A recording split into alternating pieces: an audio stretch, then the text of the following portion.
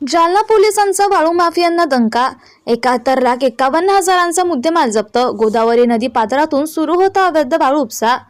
गोदावरी नदी पात्रातून बेकायदेशीररित्या वाळूचा उपसा करून तिची सोटी वाहतूक करणाऱ्यांविरोधात जालना पोलिसांनी मोठी कारवाई केली आहे। गणसावंगी पोलीस ठाण्याच्या हद्दीतील गुंज गावाच्या शिवारात मध्यरात्री छापा टाकून पोलिसांनी तब्बल 71,51,500 रुपये किमतीचा मुद्देमाल जप्त केला। शुक्रवार दिनांक 10 जुलै 2026 रोजी सायंकाळी 5 वाजता मिळालेल्या माहितीनुसार पोलिसांची चाहूल लागताच वाहन चालक वाहने जागेवरच सोडून अंधाराचा फायदा घेत पसार झाले। ही कारवाई 10 जुलै 2026 रोजी मध्यरात्री 2:30 वाजेच्या सुमारास करण्यात आली।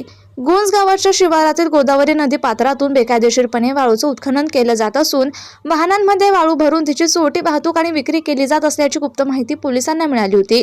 या माहितीची खातरजमा केल्यानंतर अप्पर पोलीस अधीक्षक कार्यालय आणि स्थानिक पोलिसांच्या संयुक्त पथकाने तातडीने कारवाईची आखणी केली। पोलिसांनी गुंज बसस्थानक परिसरात सापळा रचून संशयित वाहनांवर नजर ठेवली। काही वेळात वाळूची अवैध वाहतूक करणारी वाहने पोलिसांच्या निदर्शनास आली।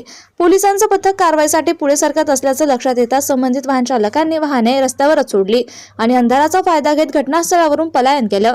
पोलिसांनी तात्काळ सर्व वाहने ताब्यात घेत त्यांची तपासणी केली। तपासणी दरम्यान मोठ्या प्रमाणात अवैधरित्या उपसा केलेली वाळू आढळून आली। पोलिसांनी पंचासमक्ष वाळू आणि वाहने ताब्यात घेऊन जप्तीची कारवाई केली। या कारवाईत 7.5 ब्रास वाळूसह वाहने, यंत्रसामग्री आणि 2 भ्रमणध्वनी संच असा एकूण 71,51,500 रुपये किमतीचा मुद्देमाल जप्त करण्यात आल्याची माहिती पोलिसांनी दिली आहे।